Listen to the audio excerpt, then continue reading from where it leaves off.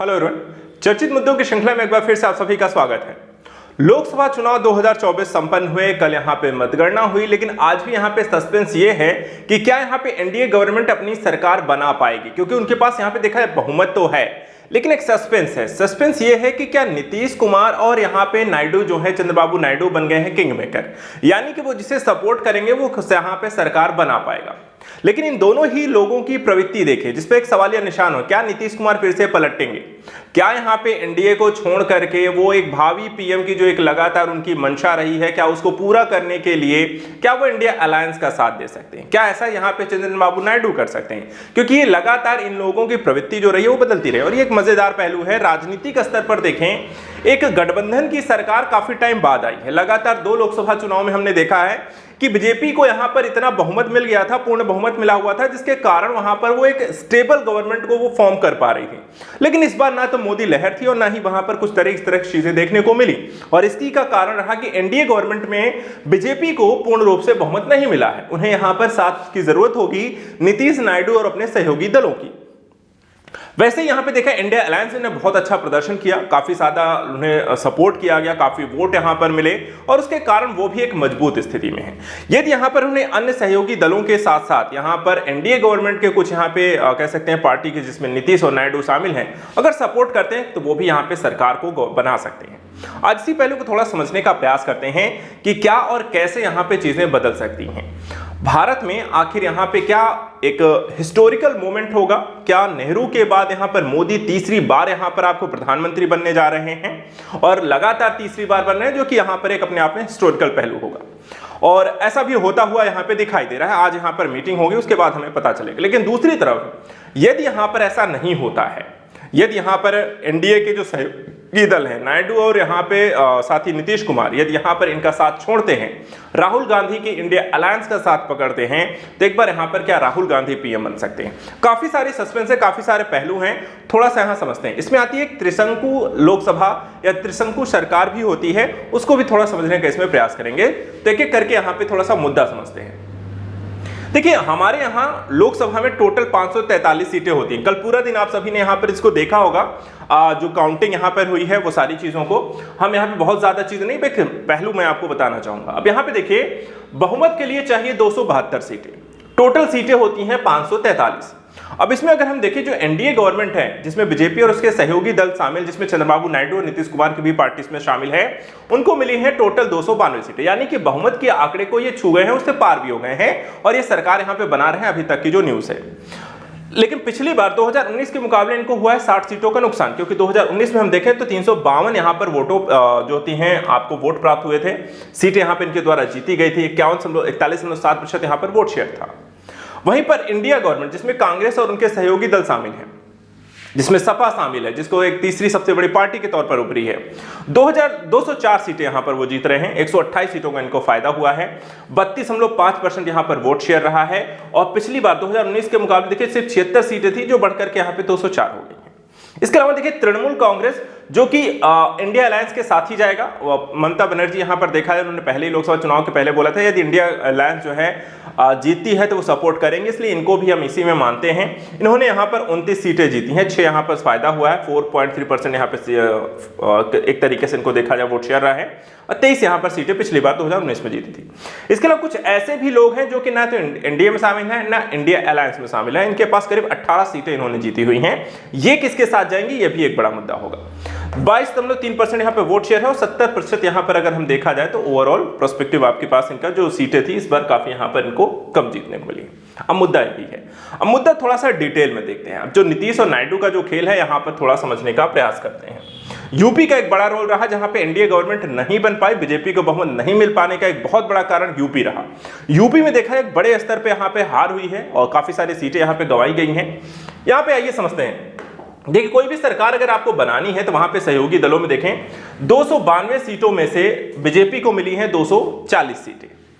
वहीं पर टीडीपी, जो चंद्रबाबू नायडू की सरकार, उनके पास यहां पर देखा जाए उनकी पार्टी को 16 सीटें मिली हैं।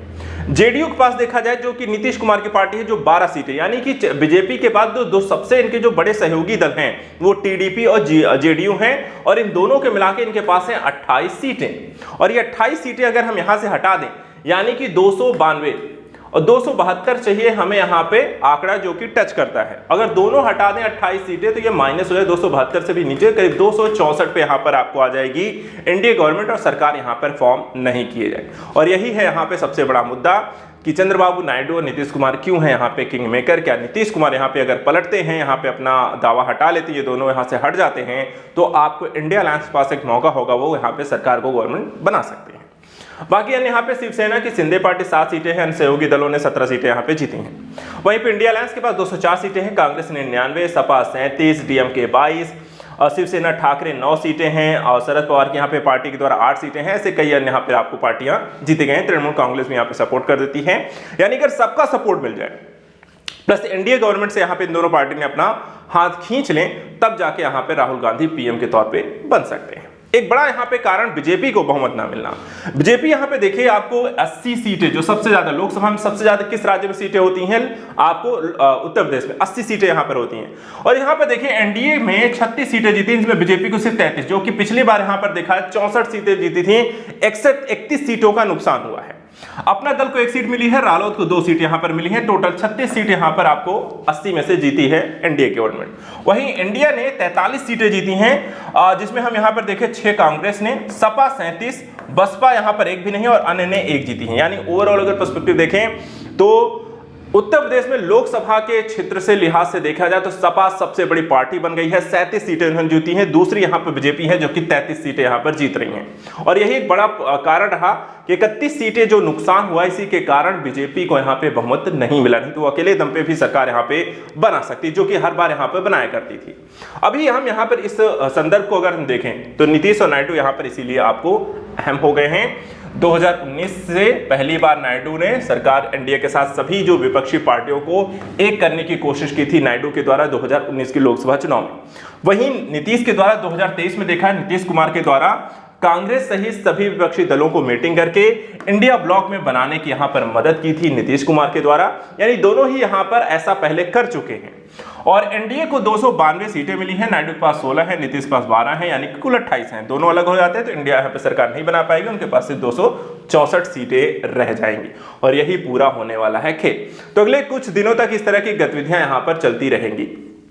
लेकिन देखिए सरकार जो बनेगी वो त्रिशंकु लोकसभा ही बनने वाली है। वो भी यहां पर मुद्दा समझ लेते हैं।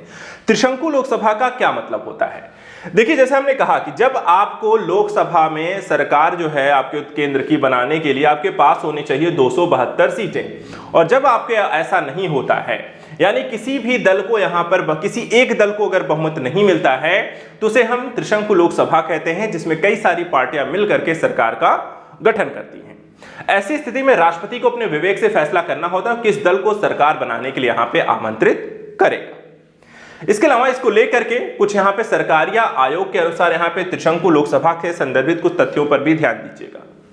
त्रिशंकु लोकसभा की स्थिति में निम्नलिखित क्रम में दलों को सरकार के गठन को यहां पर बुलाया जाता है, जो सरकारिया आयोग के यहां पे सिफारिश के आधार पर हम देख सकते हैं। पहला, दलों का ऐसा गठबंधन जो चुनाव से पूर्व बना हो, सबसे अधिक संख्या बल वाला हो, यानी कि जैसे इस समय एनडीए गवर्नमेंट है।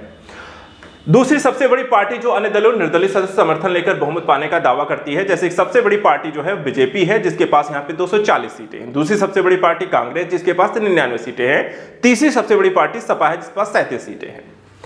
इसके बाद चुनाव बाद बने गठबंधन जिसमें सभी दल सरकार में शामिल होने को तैयार हैं, यानी कि जैसे वर्तमान समय की स्थिति है कि अब यहां पर देखा जा रहा है कौन से अन्य दल जो है हमारी पार्टी में शामिल हो सकते हैं, और उसके बाद यदि कोई बड़ा यहां पर बन जाए जिसके पास बहुमत है, वो भी सरकार बनाने का दावा कर सकते हैं। इसके बाद चुनाव पूर्व बना ऐसा गठबंधन जिसमें कुछ दल या सदस्य सरकार में शामिल होने को तैयार हों और कुछ बाहर से समर्थन करने को, जैसे इंडिया अलायंस में देखा जाए तो तृणमूल कांग्रेस के द्वारा उन्हें बाहर से सपोर्ट करने का निर्णय लिया गया है। वर्ष 1989 से 2014 तक भारत में त्रिशंकु लोकसभा की स्थिति देखी गई है लगातार। उसके बाद लगातार 2 कार्यकाल जो कि यहां पर हमने देखा है बीजेपी के द्वारा 2014 और 2019 के चुनाव में यहां पर गठबंधन की नहीं बल्कि यहां पूर्ण बहुमत की सरकार एक पार्टी के द्वारा बनाई गई थी, जो अपने आप में ऐतिहासिक था। लेकिन एक बार फिर से यहां पर भारत में त्रिशंकु लोकसभा लौट आई है, तो कई दलों के द्वारा मिलकर के सरकार का गठन किया जाएगा। अब देखना यहां पे दिलचस्प होगा कि सरकार बनती किसकी है। अभी आज शाम तक या तो कल तक यहां पर आपको ये स्पष्ट हो जाएगा। आज के लिए इतना ही। नेक्स्ट वीडियो में कुछ और इंपॉर्टेंट टॉपिक्स को लेकर मिलेंगे। Thank you so much and good luck.